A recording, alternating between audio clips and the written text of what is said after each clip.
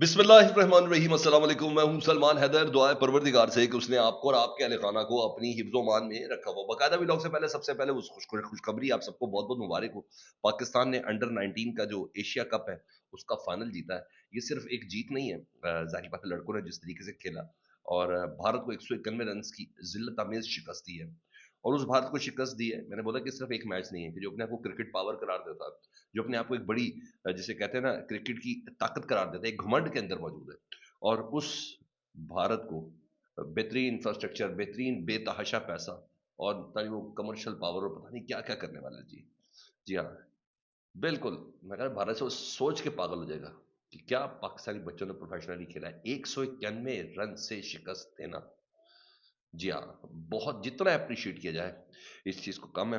पाकिस्तान ने 347 रन बनाए थे 8 विकेटों के नुकसान पर और भारत की टीम 156 पर बुक हुई है। और क्या बात है इस लड़के की, समीर मिनहास की। मैंने पूरी इनिंग्स इसकी देखी है। 172 रन इस बंदे ने बनाए हैं और 113 बॉल्स के लिए जी, जिसमें 17 चौके और 9 छक्के शामिल हैं। Well played. क्या है तुम्हारा, क्या कॉन्फिडेंस है। फिर बाकी टीम वक्त अपनी जगह पर, अहमद हुसैन के 56 रन थे और उस्मान खान के 35 रन थे, हमजा जहूर ने भी साथ दिया। लेकिन बहरहाल मैंने कहा जरा इस खुशखबरी को सबसे पहले कर लें कि हाँ, या ये सिर्फ ये चीज़ें नहीं है, दूसरी चीज़ें भी हैं। अब आऊँ जरा मैं पॉलिटिकल अरीना में, जहाँ दोपहर को आर्मी चीफ का खिताब पाकिस्तान के तमाम मीडिया हाउसेस टॉप स्टोरीज के तौर पर चला रहे थे। ट्रेंड ट्रेंड सब बने हुए। 10 दिसंबर का ये खिताब था उलमा मशाइख के साथ, जिसमें आर्मी चीफ दुनिया भर के चैलेंजेस से मुतलिक, अफगानिस्तान के चैलेंजेस से मुतलिक, इंडिया के चैलेंजेस से मुतलिक एड्रेस बता रहे हैं। और कुरान और सुन्नत, अहादीस, इलामा इकबाल के शायर, शेर, उन तमाम चीज़ों के साथ एक वलवला अंगेज खिताब करते हुए जहाँ नजर आ रहे थे, वहाँ असल चैलेंज पाकिस्तान के क्या है वो भी दूसरी तरफ है जी। ये तो बैरूनी चैलेंज है जिसको हमारी फौज ने निपटना है। जी हाँ, असल चैलेंजेस की तरफ भी आज मुकम्मल तौर पर गौर किया गया। मैं कहता हूँ हद से बात बद गई है। कम से कम मुझे ये पता चल गया कि अक्सरियती पार्टी तो कभी भी नहीं थे, चाहे पीपल्स पार्टी चाहे नून लीग वाले। कम से कम मैंने तो नहीं देखा। लेकिन पाकिस्तान की जितनी पॉलिटिकल लीड है, चाहे उसका ताल्लुक जमात इस्लामी से हो, चाहे उसका मेंगल से हो, चाहे उसका पाकिस्तान तहरीक इंसाफ से हो, चाहे उसके दीगर समझ, वो सब एक तरफ है जी। और पीपल्स पार्टी और नून लीग का वो जो नजरिया है ना, वो बिल्कुल एक तरफ है जी। ये आज खिताबात के अंदर पता चला है।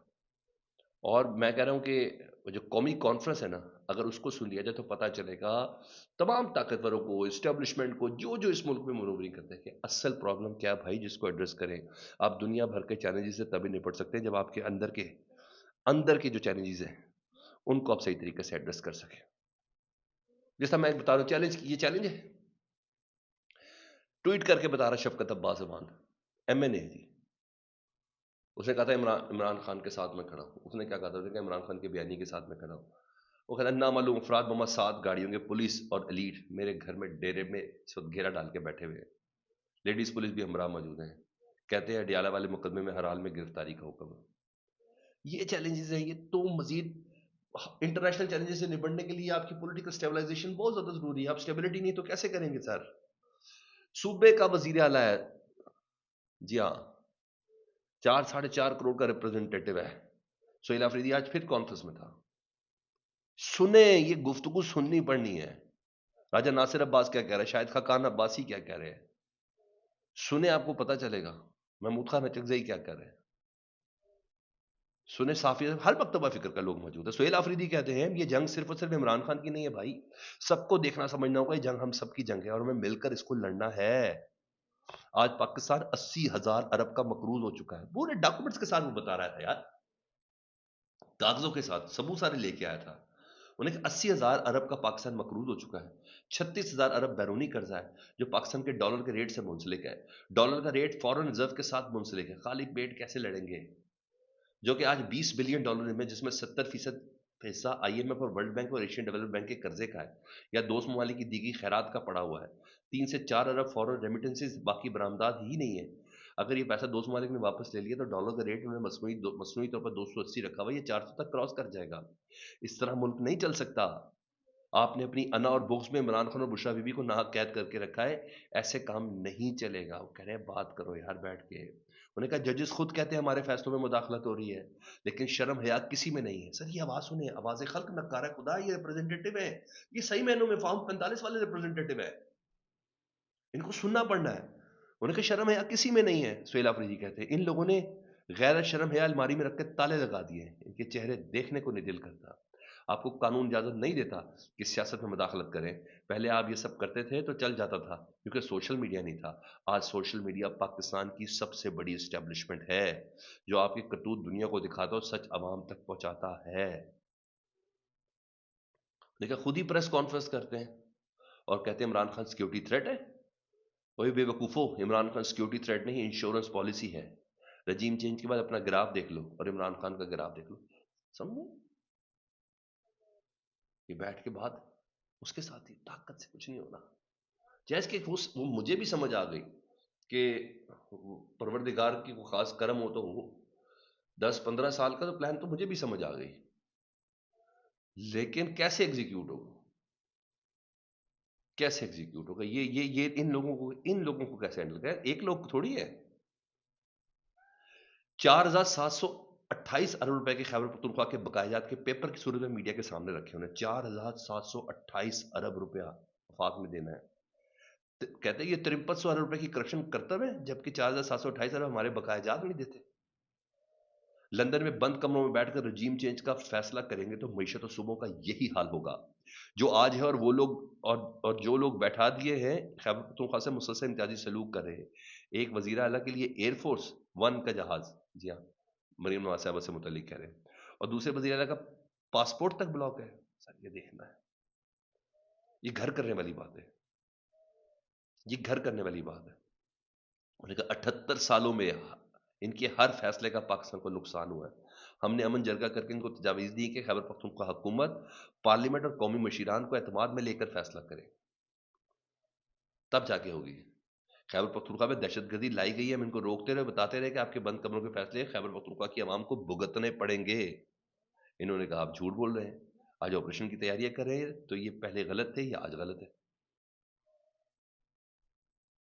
یہ کہہ رہے جی علامہ راجہ ناصر عباس سر عوامی ریپرزنٹیٹو ہے نا سر، وہ کہتا ہے جب تک لوگ باہر نہیں نکلیں گے، چاہے اس ملک میں حسین ہو، حکومت یزید کی رہے گی۔ اس لیے لوگوں کا نکلنا بہت ضروری ہے۔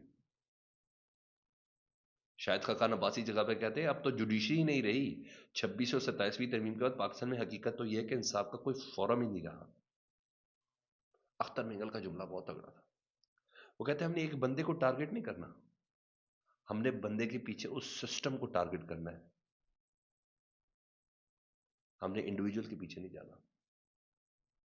تو یہ سوچ ہے کہ طاقت پکڑ لو، حکومت سنبھال لو، سیاست میں مداخلت کر لو۔ جاوید ہاشمی کہتے ہیں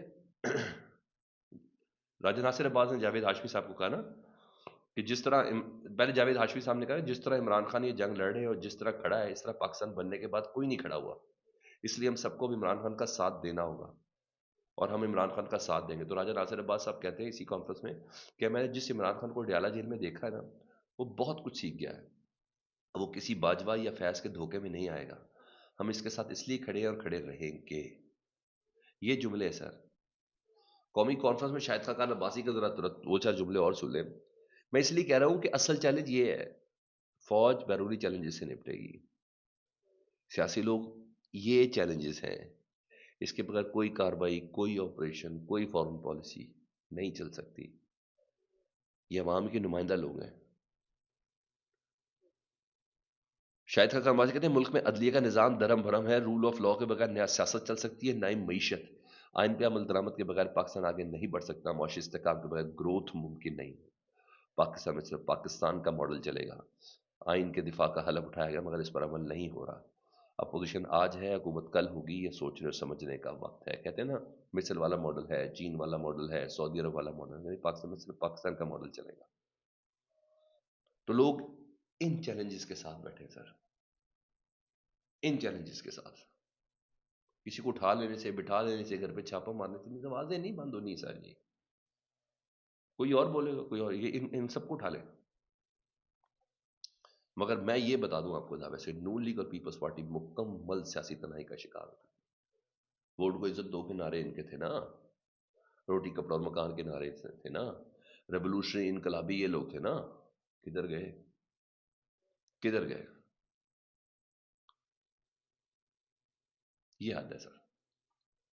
فیڈ بیک سے متعلق ضرور آگاہ کریں. اپنا بہت خیال رکھیں جی. اللہم صلی علی محمد و آل محمد.